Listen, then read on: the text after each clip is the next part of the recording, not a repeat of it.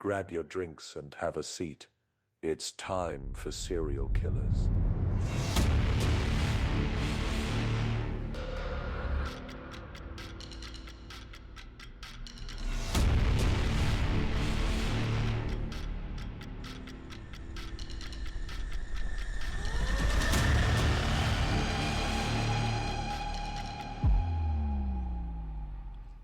Hello.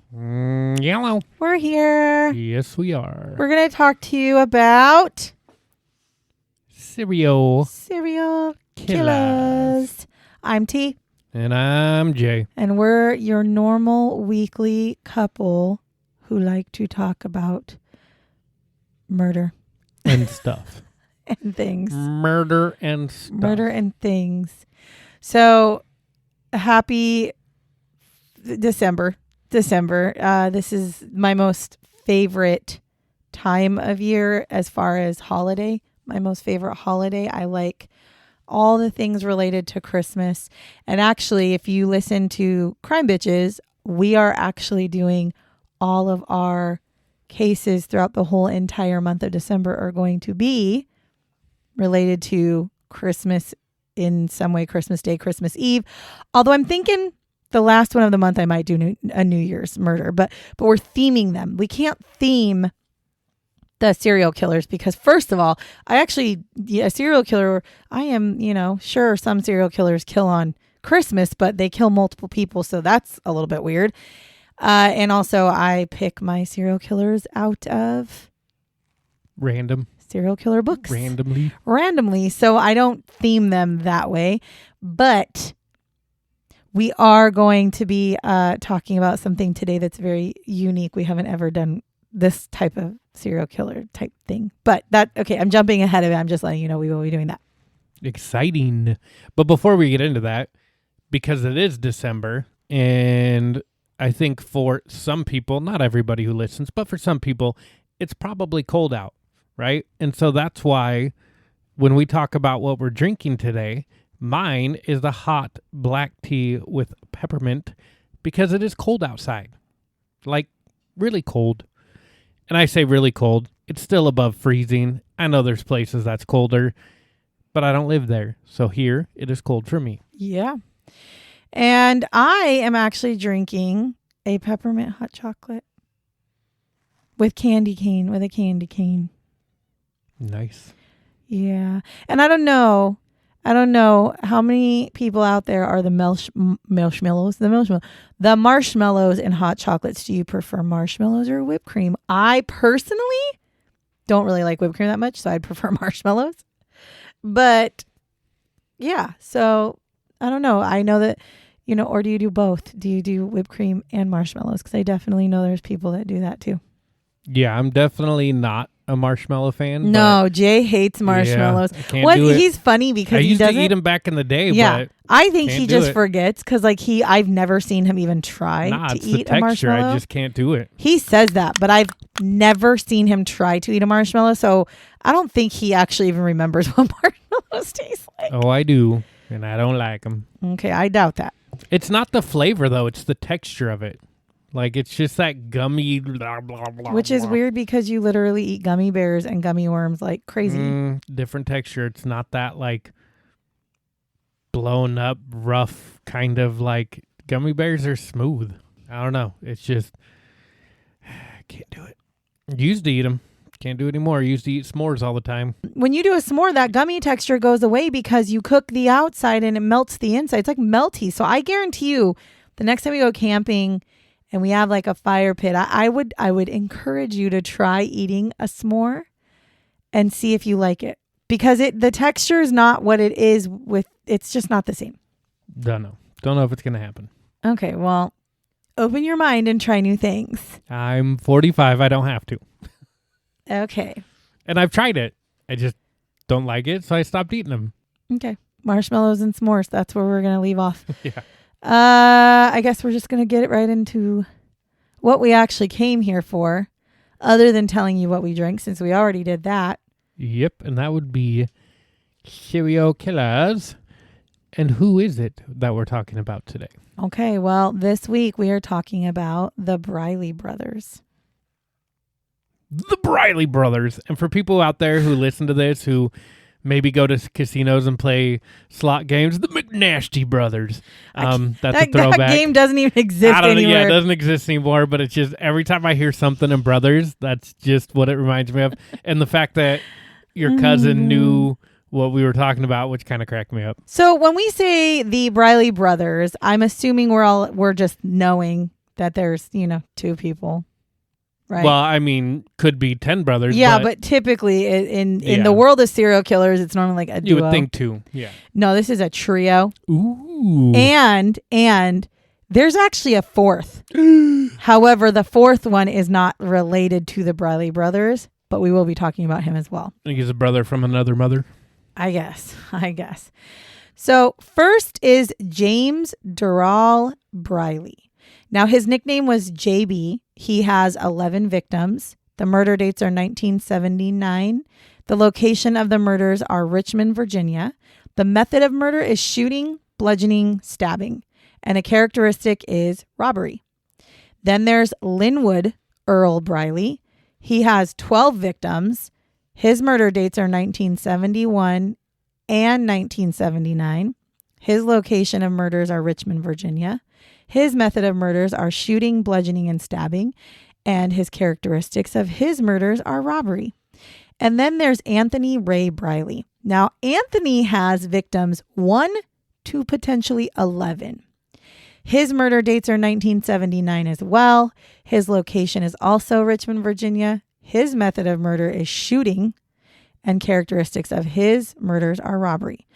So if you can just kind of do the math, James, Linwood, and Anthony are all suspects in at least 1 to 11 murders, and Linwood has 1 extra murder on his books. So here's a little background. Linwood was the firstborn. So he was born March 26th, 1954. When I say firstborn, I don't mean firstborn in the family. I'm saying firstborn out of the brothers. So Linwood was born March 26th, 1954. James was born June 6th, 1956, and Anthony was born February 17th, 1958. Now, the 3 brothers lived with their parents in Highland Park area of Richmond, Virginia, and they genuinely reportedly had a stable home. Like everything I looked into, that's what's real crazy about these 3 boys or these 3 guys is there's no report of abuse. There is no report of violence in their home. There is no report of drug abuse, nothing. They literally grew up in a stable ass environment. Now, the 3 boys were considered by neighbors to be extremely helpful. They had a lot of older neighbors, and all of their neighbors said that the boys were helpful. They said that they would oftentimes mow their lawns for them. They would help them fix their cars. If they needed something, any of the 3 boys were willing to jump up and help. The brothers also had collected a wide range of animals when they were younger and throughout their adulthood. They had collected things like boa constrictors, tarantulas, piranhas. And as they got older, their behaviors, whatever they were, because they didn't really go into big detail of what the behaviors were of the brothers, but it kind of bothered their parents. So they started acting in a way that their parents were kind of uncomfortable. The father actually ends up sleeping in his room every night with his door padlocked shut from the inside. So whatever his behavior, whatever the 3 guys' behavior was, made their father feel like he needed to sleep locked in his bedroom. And their mother and father actually end up separating and getting divorced. And so the mom moves out and literally leaves the boys with the dad. Because again, their behaviors kind of freaked him out. So again, I'm not really sure what that reference is. There was nothing that actually said specifically what they were doing. My guess would be they had, based off, kind of what their crimes and stuff are, maybe they had some just attitude, and maybe they had some violent tendencies. The other thing is this has never been proven, but this was reported in multiple of the sources that I saw. So I'm going to say it, but I'm clarifying it was never actually proven. But there is rumors that the brothers would partake in zoosadism. So what zoosadism is this is when you inflict pain and suffering on animals for sexual pleasure. Again, it was never actually proven, but part of that comes with the territory of the fact that they had all these different animals, and they supposedly took pleasure in like feeding, like the snake, for instance, mice or rats or whatever, and they would take pleasure in that. Now, again, not proven, but I do want to make it I want to make a point. If that was the case, if they were partaking in zoosadism, that is actually one of the markers for a serial killer torturing animals. So it would not be a shock if they did get some sort of gratification out of killing animals. Okay.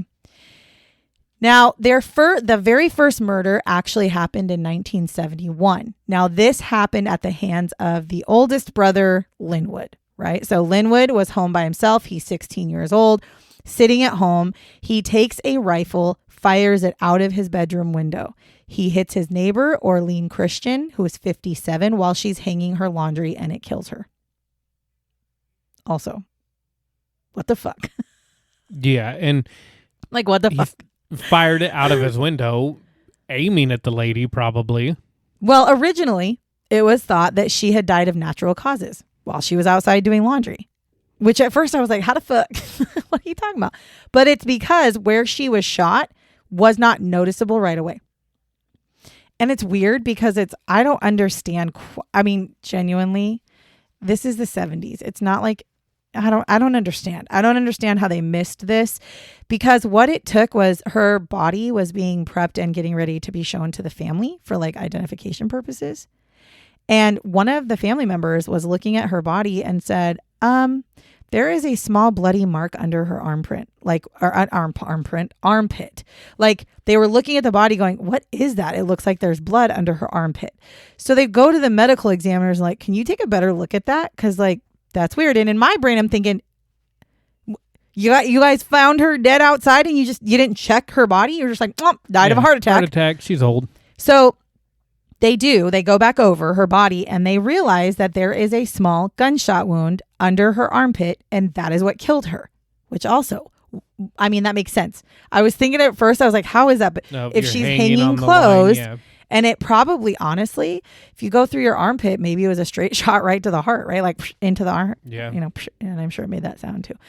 And so they find that there's a gunshot. So now the detectives are like, holy shit, this lady didn't die of natural causes. She was shot.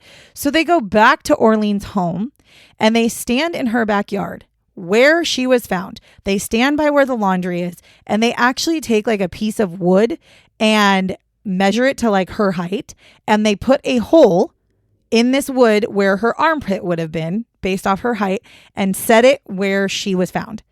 And they stand there because, again, this is the 70s. We didn't have all the fucking shit. They stand there and they start looking around to see where the fuck could this shot have come from. And then they realize it came from that fucking house next door. Like, we can literally, that's the only viable solution. And most likely it came from upstairs because of how she was shot, right? So they go next door, or not next door, but they go to this house, behind next door or whatever, a house that was by her home. They go to the home, knock on the door, and they find out this is the home of the Brileys. This is the Briley residence. So they're talking and they're like, hey, listen, there's a lady, your neighbor. She was shot and killed.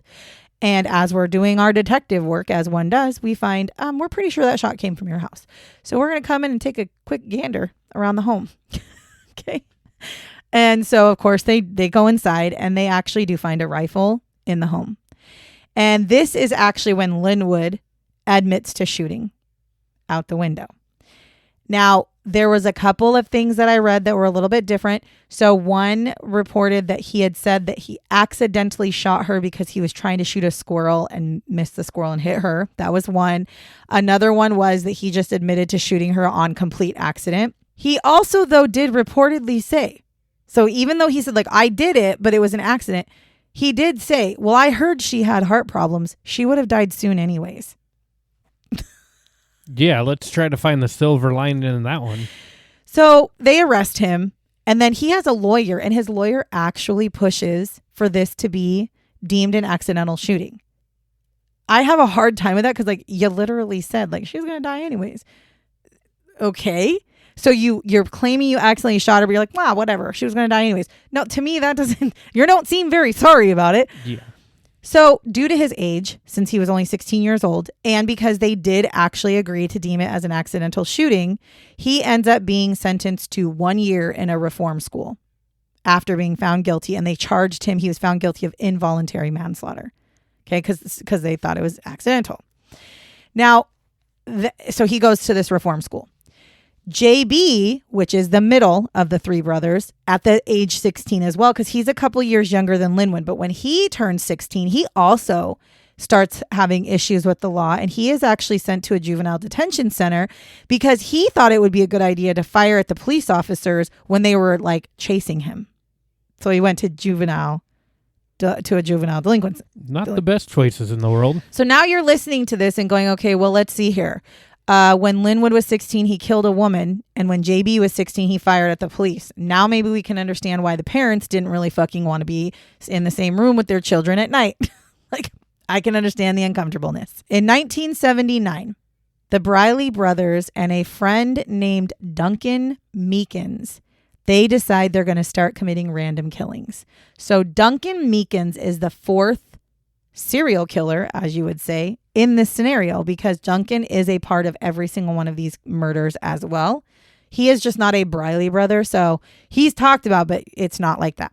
Most likely, I would venture to guess there's a good chance that if I were to search through my serial killer books, you might find him by himself, and the Briley brothers would be his accomplices, right? Anyways, but we're going to talk about all four of them. So this lasted, this killing spree, as they all call it a killing spree. This killing spree lasted about 7 months and literally put the whole city of Richmond, Virginia on high alert because nobody fucking knew what was going on. All they knew is that all these murders were happening. They had no idea who was doing it.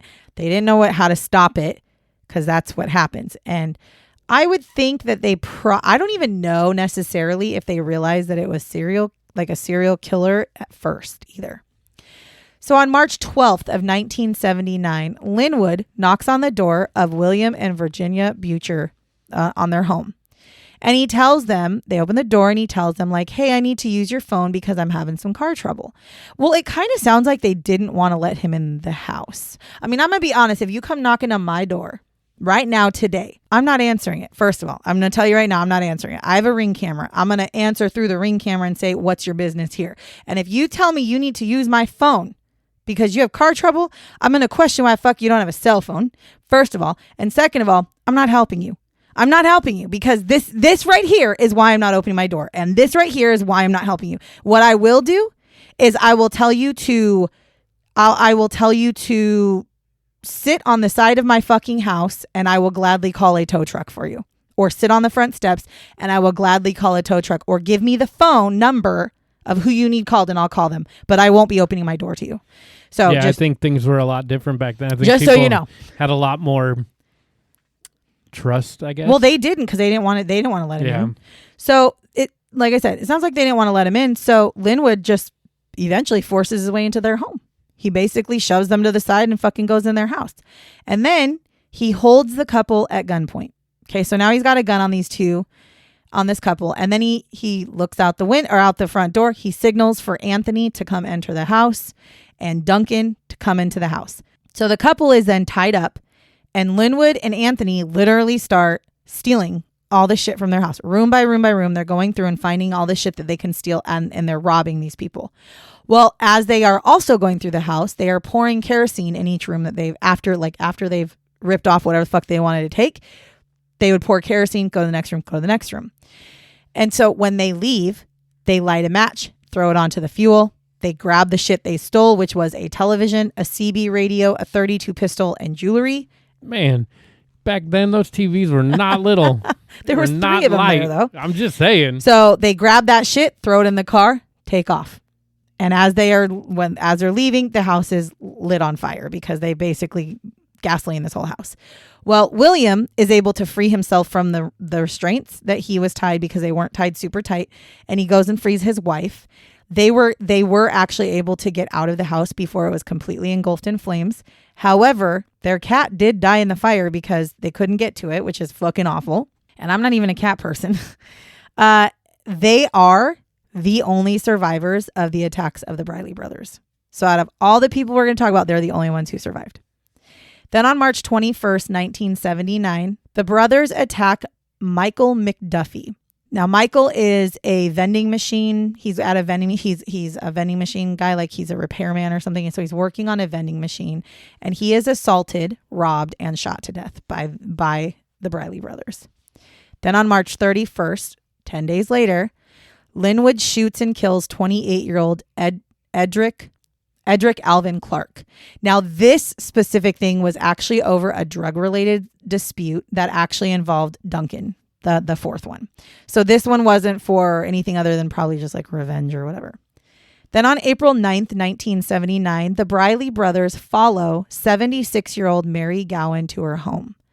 And when they get to her house, she is raped and murdered. And then they also rob her home of valuables. Then on July 4th, 1979, Christopher Phillips, he's 17 years old. He's walking around the neighborhood doing the thing, doing the damn thing, just as the Briley brothers do. But they see him and they feel like he's hanging around Linwood's car a little too closely.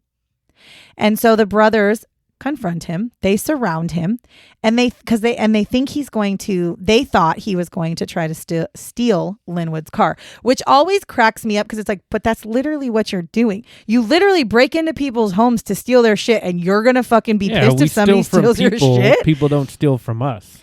So they take him, they drag this 17-year-old kid into a yard that was nearby. They force him to the ground, and then Linwood grabs a cinder block and drops it on his head to kill him. Now, on September 17th, 1979, Johnny G. Gallagher, he was a DJ, and he's performing at a local nightclub in South Richmond with his band. Now, he goes outside for a break, as one fucking does, but he happens to go outside, and the Briley brothers happen to be outside as well. Now, the Briley... Oh, no, it's the Briley brothers. They want to fucking cause problems. Like, they're looking to cause problems on this specific night. And so when they see this guy come outside of this fucking club by himself, the brothers grab him, and they put him in the trunk of his own car. And he had actually been assaulted by Linwood at that point. Linwood beat the shit out of him, threw him in the trunk of his car. They took the car and they drove it to Mayo Island in the James River area. Now, Johnny G is taken out of the car and he is shot in the head by Linwood. And his body is put into the river and it's found 2 days later. And Linwood stole a ring from Johnny G. So Johnny G, as whatever. Although I did see that Johnny G, because in my brain when I was doing this, I was like, Johnny G. Like, I'm thinking of like a rap, like, gold chain. Yeah. No, like I saw he was like country DJ. I was like, oh, okay. So just so you know, that's kind of what he was. Now on September 30th, 1979, Mary Wilfong, she was 62. She was a nurse. She was also followed home by the Briley brothers.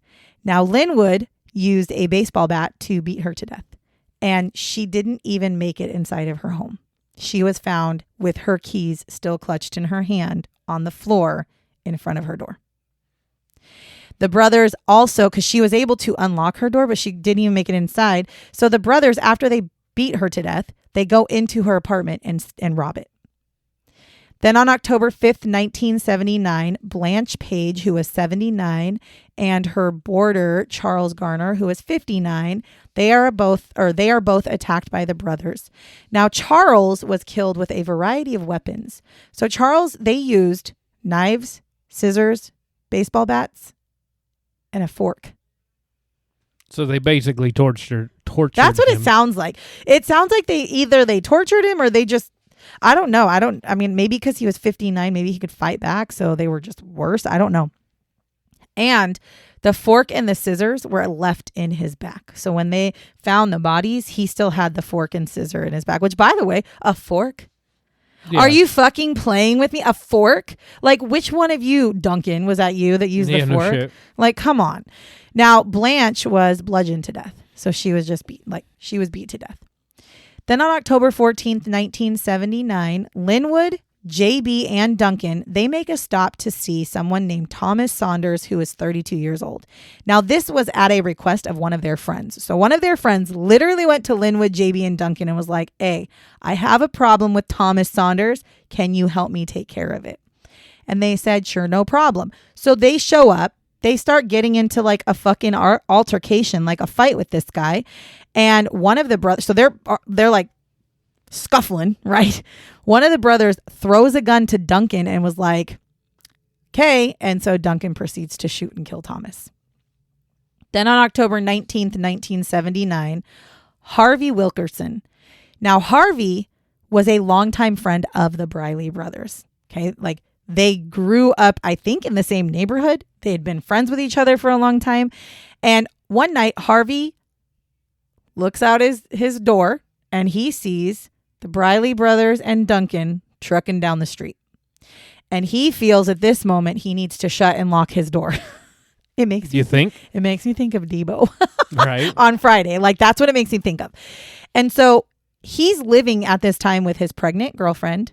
Well, common law wife is what she was, but she was pregnant. Judy, who was 23, and Judy's 5-year-old son, Harvey, also known as Harvey too. So there he's living with them. He shuts and locks the door. And the brothers, the little group, to be fair, they did consider themselves a gang. They notice this action. And they notice that their good old friend Harvey has now shut his door. And they did not take kindly to the fact that their friend would just shut the door when he saw them coming, like walking down the street. So they go to Harvey's home and they're like, what's up, bro? Like, hello. Well, they want to be let into Harvey's house. Now, Harvey is afraid of what's going to happen if he doesn't let them in. So he opens the door and he lets them in.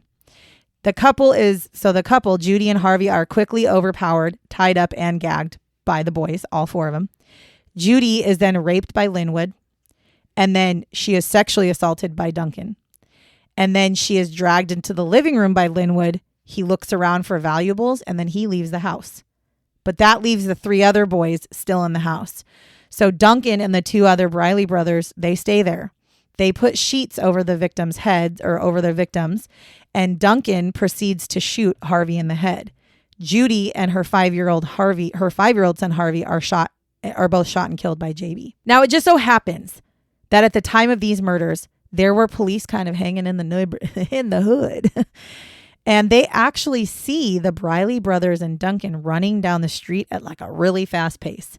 And they also had heard the gunshots, right? So they hear gunshots, they see these guys running and they're like, what the fuck? But they didn't know where the gunshots had come from. So they were kind of like, we don't really know what's going on. So they don't go to Harvey's house. They don't do anything like that. They kind of look at the boys. They kind of know, like, recognize there's these guys running down the street. That's weird. And then they know that they're shot somewhere in the neighborhood. Well, the bodies are not actually found for 3 days. So nobody actually finds their bodies for 3 days. But after the bodies are discovered, that's when the brothers are arrested. Well, and I listened to these and you talk about the older people, but then like a freaking 5-year-old. Yeah. Like, that's ridiculous. I think people who can do that, that's a certain kind of evil right there. Like, yeah. How do you look at a 5-year-old and fucking shoot it? Especially because some of these brothers had children. Right. Like, how do you look at a child and think that it's okay to kill a child? Like, I just don't understand. So yeah, anyways, yes, the Briley brothers are then arrested. And I actually think they were arrested because the police officers saw them running that night and knew who they were. And then put 2 and 2 together. Because it kind of sounds like the Briley brothers had like a reputation throughout the neighborhood as being like the scary kind of gang that ran the neighborhood with Duncan. So it was almost like the police probably knew who they were. Never mind the fact that to be fair, the police had contact with the Briley brothers on multiple occasions. So during the interrogation, they've now arrested the Briley brothers and Duncan. They've arrested all 4 of them. They bring them all in. Well, the first thing they do is they go to Duncan because he's not one of the brothers. And they're like, listen, we're going to give you a plea deal. This deal is going to be, you need to be a witness for the state. You need to tell us everything that the Briley brothers have been doing. You need to tell us everything that happened that night at Harvey's house. And in exchange, we will not give you the death penalty. So he's like, okay. So he accepts the plea deal. And he gives them all the details of all the murders that he knew about, that he had been a part of. By the way, again, that he had been a part of. Okay. So he's not innocent in this by any means. He killed multiple people and he was able to escape the death penalty by turning on the boys. He ends up actually receiving a life sentence plus 80 years. So that's what he gets. And he was also put into a prison that was very far away from any of the prisons the brothers would have been put into.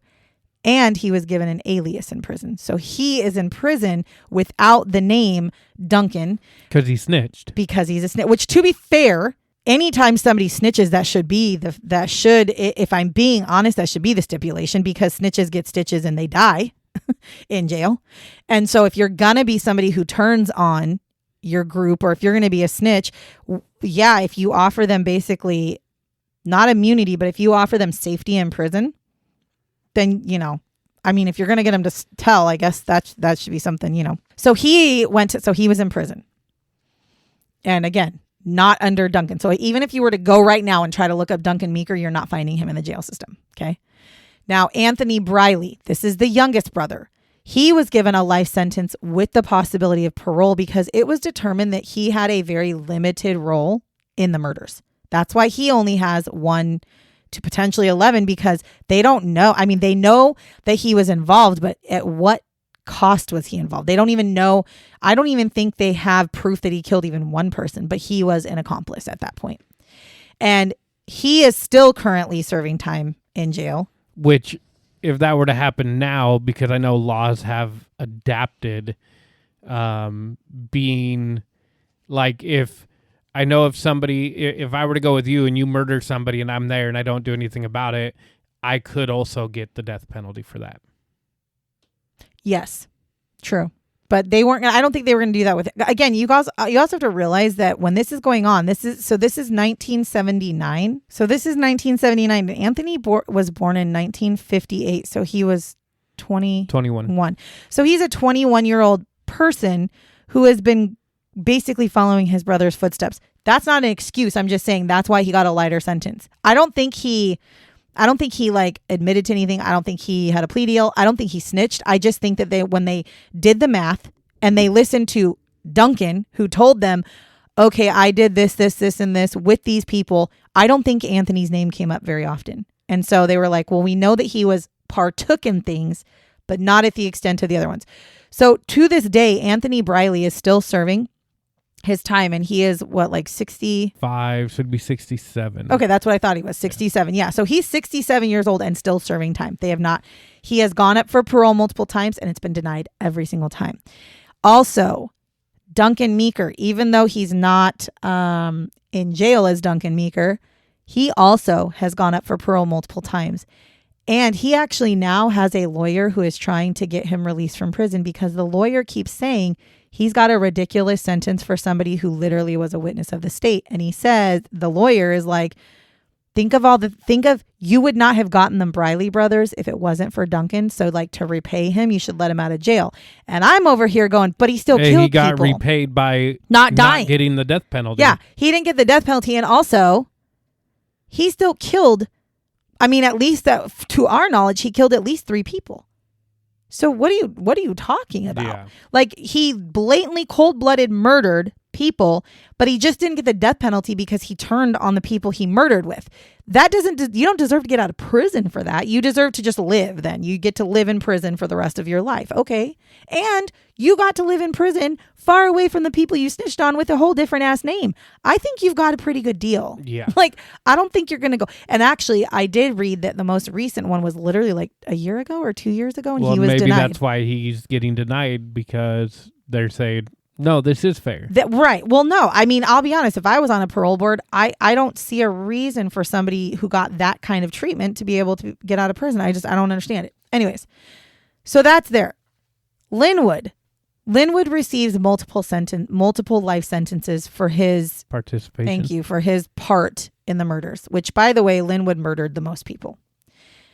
he was kind of the leader, right? He was like the leader of this whole like little killer gang. He also does end up receiving a death sentence for the murder of Johnny G, the DJ. So he does get a death sentence for that. JB also receives multiple life sentences as well for his part in the murders. And he ends up receiving 2 death sentences, one for Judy and one for her 5-year-old son. Now, the 2 brothers, they are sent to the same prison, Mecklenburg Correctional Center, which fucking blew my mind. That blew my mind more than anything, because most of the time, you separate them. You don't put them in the same prison. The Menendez brothers are in 2 completely separate prisons. When you have 2 people who murder together, you do not put them in the same prison. First of all, you're just asking for a gang to be created in the, because those, and especially those 2, Linwood and JB, they were like the leaders. They were the ones who picked and chose and did everything. So clearly they have the personality to be able to run some shit, right? So you put them in the same prison. And here's the other reason you don't put them in the same prison, because on May 31st of 1984, 6 inmates end up escaping from the death row at Mecklenburg Correctional Center. This included Linwood and James. Weird.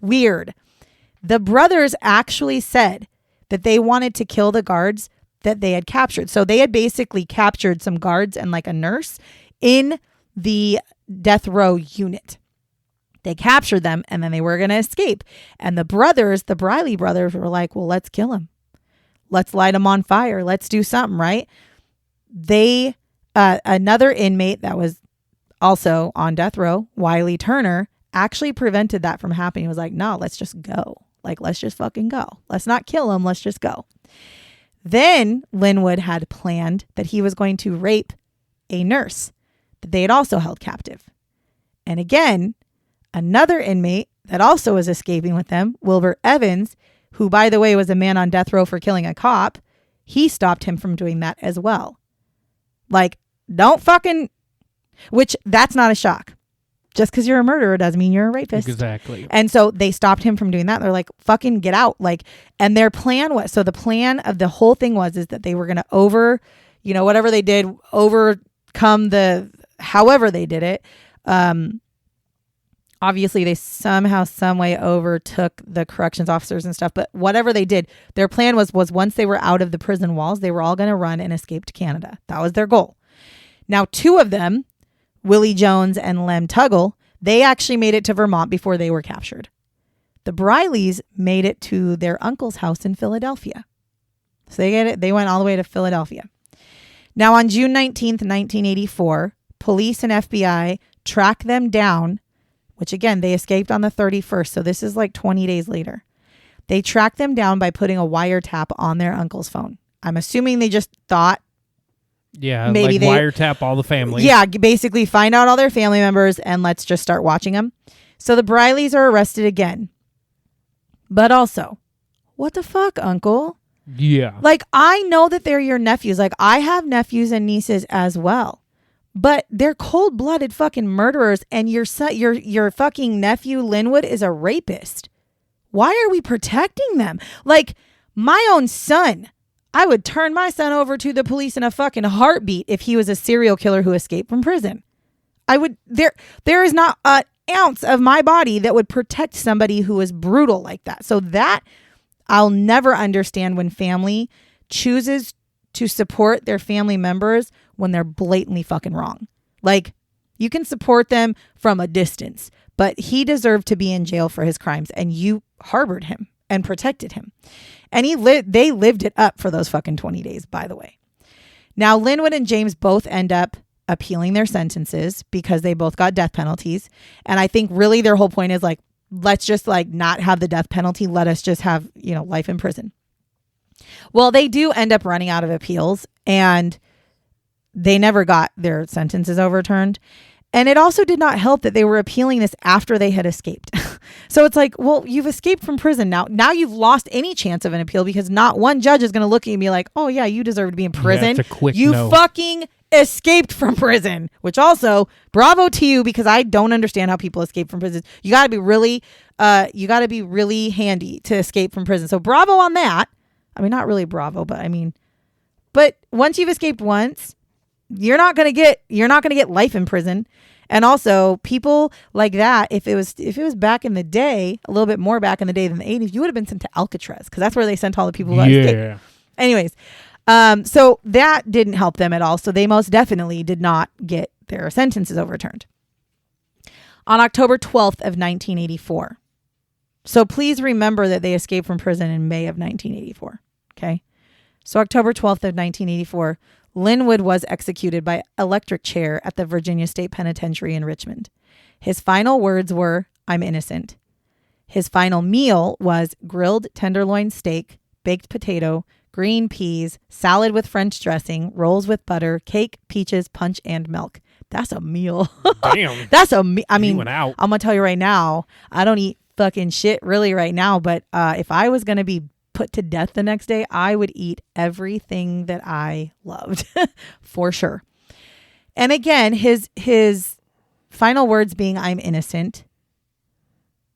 I really dislike that, because he's not innocent. And it's not, I mean, he's not innocent. He killed multiple people, one when he was 16, later on 10 other people, 11 other people, and raped people. You're not innocent. And the fact that you can sit there and say that bothers me. Yeah, definitely something wrong. Then April 18th of 1985, JB was executed by electric chair as well. Now, those who were present for his execution said that he made no final statement. He just smiled and asked the people, in which, by the way, the people who are there watching are victims' families and some reporters, that he he sat in the electric chair strapped in, which, don't even get me started. The electric chair I think is so awful, but he's strapped into the electric chair. He's looking out. I guess he's not looking out at the audience because they have like a mask thing on, but he's sitting there and they're asking him if he wants to say any final words. And he just looks at them, smiles, and asks the people in the audience, "Are you happy?" And he asks them twice, "Are you happy?" And that's all he said. And then his final meal was fried shrimp with cocktail sauce and a lemon lime soft drink. He like ate nothing. Yeah. Like he's like, total "Nah, opposite." fuck it." So while I think the electric chair is a really horrific thing, at least at least they died by death penalty because they were given death penalty. Had they never been given death penalty, fine. But they escaped prison, so like it's not worth it to try to let them stay in prison. And if you notice, they were executed fairly quickly. Yeah. Compared to what we've seen. Well, yeah, because you figure they were arrested in 1979. They went to trial, did the thing, and they escaped in May of 1984. And then one was executed in October of 1984, the other one April of 1985. And it was like, that is why I don't understand why so many people sit on death row for 20 years. Because they say appeal, appeal, appeal. Well, they ran out of appeals. So there must be a certain amount of appeals you can do. So what the French toast is like, I don't understand. So that's the story of the Briley brothers. I don't have a lot, but I do have a couple of shots. Let's hear them. Okay. So when the Briley brothers were arrested, Linwood was still wearing the ring that he stole from Johnny G.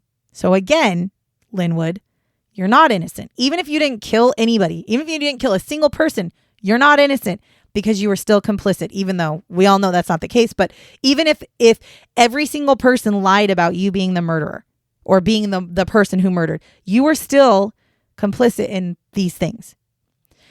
The same day that they committed their last murder, the one of Harvey and his girlfriend and her son, JB had literally met with a judge earlier that day and promised that he was going to stay out of trouble while he was on parole. And then went that night and murdered 2 people. Now, Duncan, the one that's not the brother, Duncan's sentence actually allows for him to be eligible for parole starting in 1993.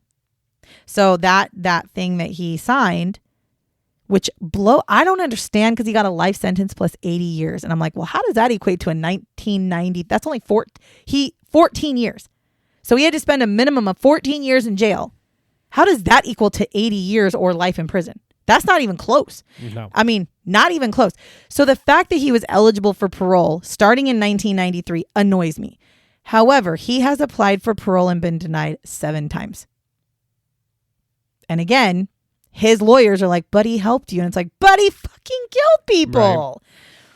Now, the day of JB's execution, inmates actually tried to attack guards to try and delay the execution of JB. And it didn't work. Like, it didn't delay his execution, but like 9 guards were injured by inmates on death row who were basically trying to stop JV from being executed. So he was running it. That's what I was going to say is this is what we're talking about. You put JB and you put Linwood together in a prison on death row, which, by the way, death row normally doesn't have a ton of inmates. You normally have like 10 people that are sitting on death row, and you put 2 brothers on death row in the same area. You bet your ass they formed that shit. And they, to be fair, they could be the nicest people in the world who are murderers and charming or whatever. Like, I don't know their personalities, but something has to be said for people who can walk around and kill people. And also Duncan to be able to be like a little follower into this group. Like, they obviously had something. There's something about people who join gangs and stuff. That's why, there's like a family, you kind of have like your own family unit. That's probably how Linwood and JB were. And the fact that they were together on death row in the same death row unit, I guarantee you they formed a little fucking family of death row inmates. So when it was time for JB to go, they were like, absolutely not. We're not letting you take this guy. Now, here's one other thing that was interesting is when they were executed, they literally had protesters. I mean, there's always protesters. There's always protesters outside of any time that somebody gets executed. But there was protesters, and then there's always obviously the other side where they're like, burn, they fry him, whatever. One of the protesters was actually one of the victim's daughters. So one of the women that he killed, it was her daughter was protesting JB being put to death. And she said, and this is how I feel. So I get what she's saying. She said, I don't think it's right to kill somebody because we're telling you you're a bad person. You killed somebody. So in turn, we're going to kill you. That doesn't make sense. And I actually agree with that sentiment. I say that all the time. The the death penalty, I don't care if it exists. You could take the death penalty away from every state. You can make it completely illegal in the United States and it would not bother me one bit. Then you just have life in prison and you do your, you have maximum security where the worst of the worst serial killers would live. That's what you do. That's how you do it. I agree with her. I think it is weird to look at somebody and be like, you are a fucking terrible person because you murdered people. And now we're going to murder you. And it's like, well, that doesn't make much sense now, does it? So she was protesting saying, I don't think you should die because that's like, that goes against what I don't believe in murder. And we're murdering you. And it is murder. You can say it's revenge. You can say it's murder. You're literally killing somebody. That's the definition of murder. So, let's just not get that twisted.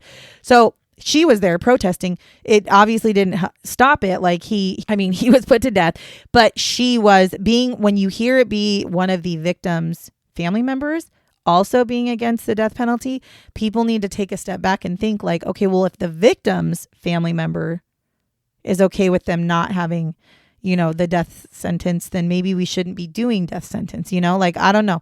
I'm so the death penalty, my views have changed so much. I used to be like pro death penalty. Yes, yes, yes. And the older I get and the more that I do like the podcast and research, the more I realize that it's like, it really doesn't make sense. Cause in my life, I'm not a do as I say, not as I do person. I'm a be a fucking good person and don't be a hypocrite. I cannot stand people who say one thing and do another. And that's what you're doing. You're telling somebody don't kill people and then you're going to kill them to prove that they shouldn't kill people. Yeah. I don't know. It's just weird. And then also 1984. So again, they're in prison now. All right. They're in prison. This is when they make their escape is in 1984. But during that time, a pack of bubble gum and a trading card set that was called the Briley's Card Collection was released. There were 14 cards in the set and more than 600 of these sets were sold. The person who created the cards also created a t-shirt with a logo on it, and it said the Briley's Summer 84 Tour. Okay? I'm assuming it has to do with the fact that they escaped, right?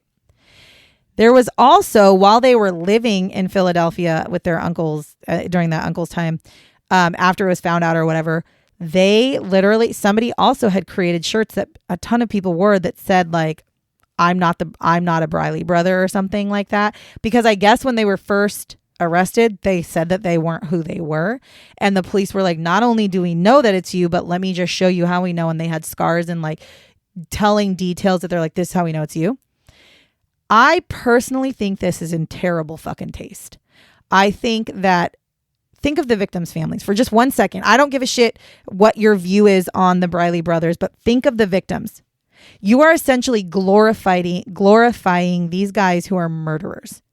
You're creating shit like the card collection, and these shirts are like summer 84 tour. Like, how would you feel if your mom was murdered by them and they are out and all these people are spending money to buy merchandise that basically glorifies murderers?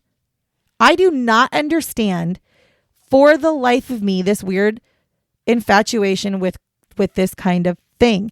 Instead of mourning the 11 people that they murdered, we're going to make it a joke that they escaped. We're going to make it, we're going to sell fucking bubblegum pack fucking style baseball cards to commemorate them. And the only justification I can see is if that money was going to the victims' No, families, and of course but it you wasn't. know it wasn't. No, it was going to the artist who created that, because the artist jumped onto this because they were big news. So you jump, I don't get it. I mean, it still happens today. If I'm being honest, it's not even just the Briley brothers. Fucking shit. Think about Jeffrey Dahmer. How much shit about Jeffrey Dahmer in the last like 5 years have we seen? There are so many movies. There are so many quote unquote bullshit documentaries out there. There is so much shit about Jeffrey Dahmer. And I'm like, but what about the victim's family? Yeah, and Ed Gein. Don't even get me started on Ed Gein. Don't even get me started on Ed Gein, because that just annoys the fuck out of me. But my point is that I get it. I'm doing it right now because I'm talking about it. I understand that what I'm doing, but I'm not glorifying these people. I'm not sitting here making a big deal. First of all, I don't make money off of the podcast. We don't make any money. We talk about this because I'm fucking weird and I like to learn about it. And we share it with you guys. I share it because I think people who are interested in true crime, we're curious. We're curious people. We want to know what happened. Why did things happen?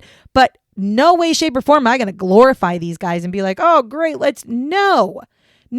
I don't understand. Where do we draw that line? Because it's weird, because like the Briley brothers are glorified, but then you look at other people we've done and they are hated. And it's like, well, why is one hated and one not? They are still murderers killing people. And how do you glorify somebody who killed a 5-year-old? I don't understand that.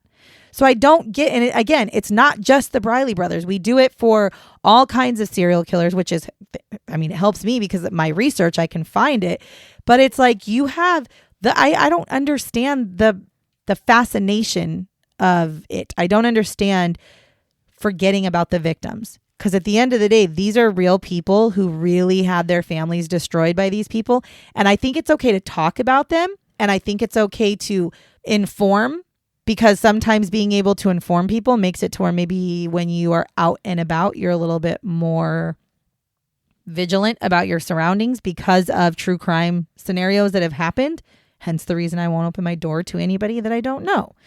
Because of true crime, because I've seen it happen too many times. Yeah, it's more of the monetization that's happening. But it's like you're getting money from it. You're glorifying it. People make jokes about it. People, like, I don't understand it. I will never understand it. And I will not go on a rampage about it, but Ed Gein, the Ed Gein story show on Netflix, the monster one where it's Ed Gein, the worst fucking thing I've ever watched. Full of lies, first of all, because we've done Ed Gein. And second of all, glorified the fuck out of him. Great actor. Yeah, oh God, No. I hate. I just don't like how it was portrayed. I blame. There's a lot of missing things in it. It was as our son puts it, it was Hollywoodized. It was Hollywoodized, and I do blame the creator. I don't blame the actors, because they just act what what the script is. I blame the storyline. The storyline is absolutely false. And they do glorify him. And they do, if you've never heard Ed Gein, so if you haven't listened to our episode of Ed Gein, don't watch that until you've listened to somebody. It doesn't even have to be ours. Listen to a couple of things about Ed Gein before you watch it. Because the Ed Gein that they show you, you're going to feel bad for Ed Gein. You're going to be like, oh my God, that poor guy. That was not the case. but that's how they made it. So it is definitely, again, but you get a shit ton of money from it. And again, Ed Gein's victims, even though they were back in the day, how do you think their families feel? So now everybody feels bad for the murderers? No, that's just weird to me. And again, like I said, I think selling merchandise and all that kind of shit, especially the kind of merchandise where it's like glorifying their escape, or, you know, again, you have like baseball style cards with 14 cards. I'm assuming the cards have pictures of the Briley brothers and Duncan. And it's like, why? I am a true crime connoisseur. I love everything true crime. And you bet your ass I would never, ever buy merchandise or by playing trading cards or whatever with people's that are murderers. I wouldn't do it. I would buy books that inform me. I would watch shows. I do have a true crime t-shirt, but it's not specific to somebody. It says I'm an introvert. I'm introverted, but I'll talk about serial killers. Okay, that is true. But I'm not glorifying this whole thing. It's horrific what happened to these people. And the Briley brothers were the hands of killing these people. So I'll never understand the glorifying it, because my heart goes out to the victims' families, because they are the ones that have to sit there and watch all these people wear clothing that glorifies the escape of the Briley brothers. I don't understand it. I'll never understand it. And it's again, not just the Briley brothers. It happens all the time. It's that weird. Maybe I just feel differently and other people don't. Anyways, that is it. I'm going to stop rampaging, because I could literally talk about this shit forever. I can talk about a lot of shit forever. I hope you enjoyed this episode. If you like what you hear, if you like listening to myself and Jay discuss serial killers, make sure you're following us. And if you have any questions, comments, concerns, feel free to email us or go onto our socials and leave us some comments and let us know. Let us know what you think. Let us know. We'll respond. I totally will respond. I will totally respond in it. And if you want to start up some dialogues on any of the socials, that's fine too. We'll absolutely have some conversations. Other than that, thank you so much for listening to us talk about the Briley brothers. Until next week, goodbye. Bye-bye. Remember to lock your doors and bar your windows. Until next time.